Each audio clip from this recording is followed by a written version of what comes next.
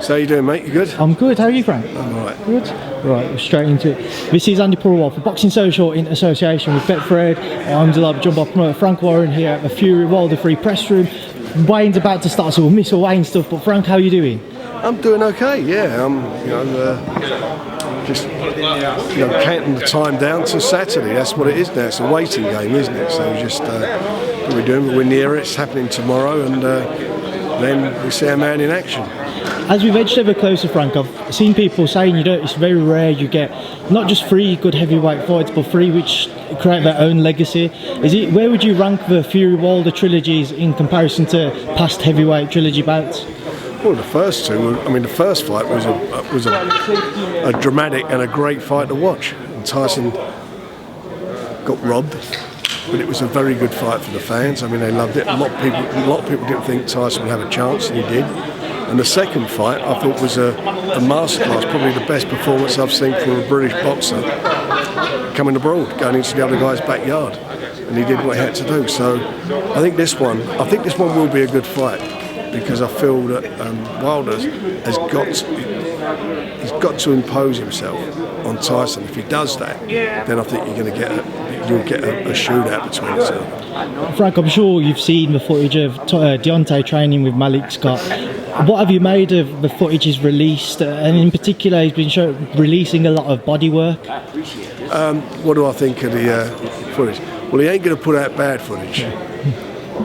All he's going to put out is where he looks good. So that's what he's done.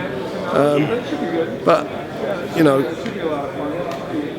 I know the stuff I've seen, hitting pads and stuff like that. Pads don't hit back.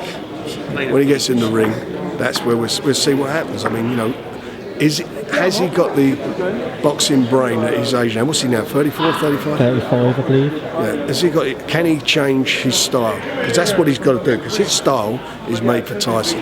So can he change his style? Is he going to become a boxer? I don't think so. Maybe he will be. I don't know how good a trainer Malik is. Maybe he is, but at the end of the day, we know what Tyson can do. We know he's a consummate boxer. We know he's got fast hands, he's got good footwork, he's got a great chin, and he can bang himself and take guys out and throw good body shots. He put Wilder down with a body shot in the last fight. Frank, Tyson is a bag of tricks. In the first fight, we saw him boxing brilliantly throughout. Second fight, he was aggressive. He pressured Deontay and stopped him. What do you actually expect to see from him tomorrow night? How do you think he will approach it? Well, he's been out of the ring now for 20 months, so he's out a long time. As has Wilder. What do I expect to see? I expect him to look really good. He looks good. He looks physically in good shape. Mentally, he's in a good place. I expect him to continue what he did in the last fight, to dominate. And that's what he has to do. He has to dominate, go out, take centre of the ring, and just take the fight over. That's the way to beat Wilder. He knows it better than I do. I fancied to stop him, as you know, in the last fight. I said he'd come out, he'll outbox him and he'll knock him over. He did that. It's a fight we didn't want, but it's there, and we just, there can't be, and I don't believe there will be any complacency from Tyson. But in boxing, anything can happen with these big guys. Anything can happen. Frank, obviously the other day at the press conference, Deontay brought up some of those past allegations. What did you make of him doing so and continuing to do so, especially so close to his third bout? I don't know why he carries on with that. It's not like he comes out with one excuse. There's nine different excuses, and he's, including that we've got his team and stuff. I mean, it's ridiculous. It's stupid. I mean, knuckle dusters in gloves and all this crap. It's beyond ridiculous. It's insulting actually to the commissions who are there watching them, and the governing bodies watching them rack their hands and watching them put their gloves on. It's just ridiculous. What do I think of it?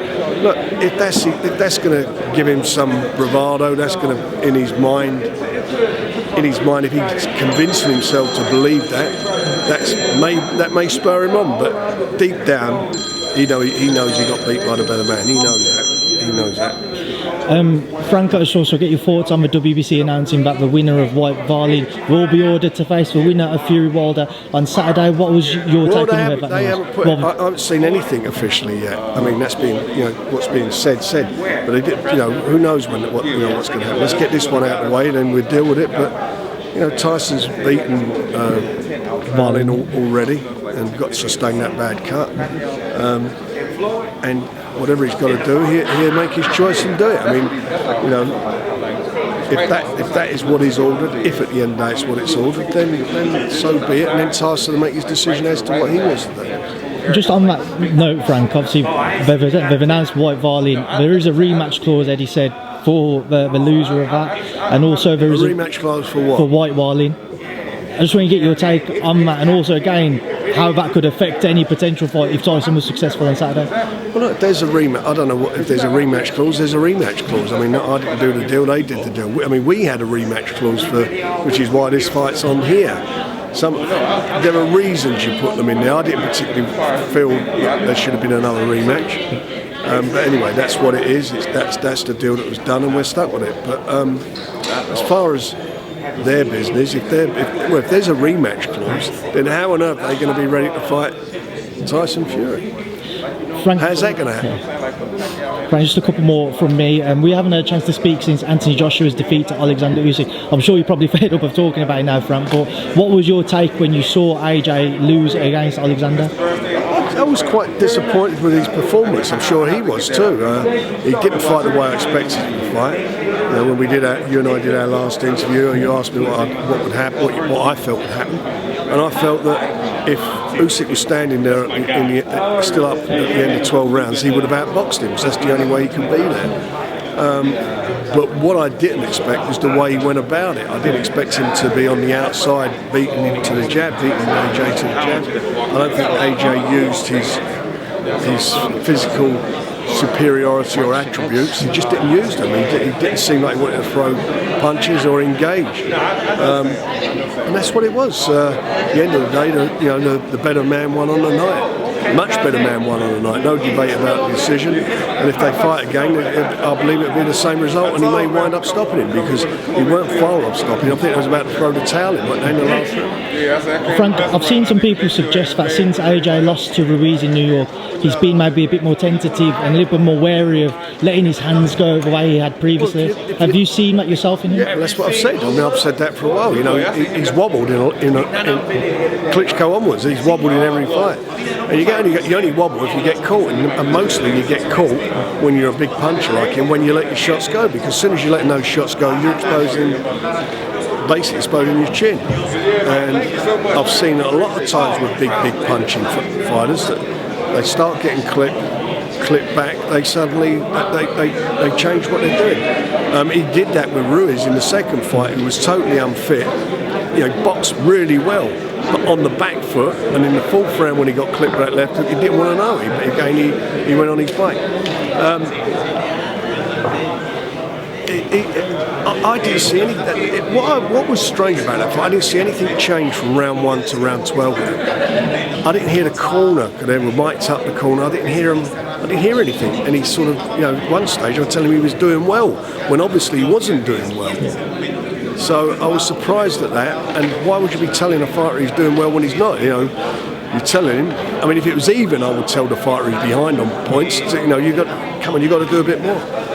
It just didn't happen. But look, it is what it is. It ruined a potential big fight, albeit Tyson's got to get through his one on Saturday. We don't want that to be a banana skin, but it's a shame. It's a shame what's happened, but it is, as I say, it is what it is, and we all move forward. Frank, has AJ's defeat put paid to a potential bout then between Tyson and himself? No, I still think that's a fight that would sell in the UK. I really still feel it would be a selling fight, but with all these contractual commitments, it's difficult.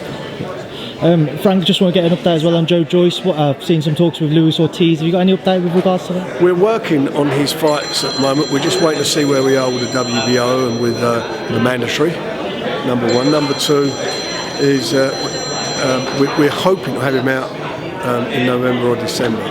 That's what we're looking to do. And the same with Daniel Dubois. And Frank, just obviously you've got your Birmingham show this weekend. Unfortunately, you can't be there, No. but just a quick run through the card start off with Foster Cunningham. Well, I mean, that Foster fight is Brad's fight is an excellent fight. It's a big fight, and I'm really looking forward to the, hoping he comes through it. He's done tremendously well as a fighter. When you look at his record, and that in fact he's got a Lonsdale belt. He's a Commonwealth champion. He never had an amateur fight. That's some feat, and he's fighting tomorrow in a tough fight. And if he wins that European, then everybody's got a right to start sitting up and really take some notice. It's a tough fight for him. Well, Frank, I know you're a busy man. You've got your phone going off, so I'm going to have to leave you now. But I appreciate your time. Thank you. Pleasure, Andy.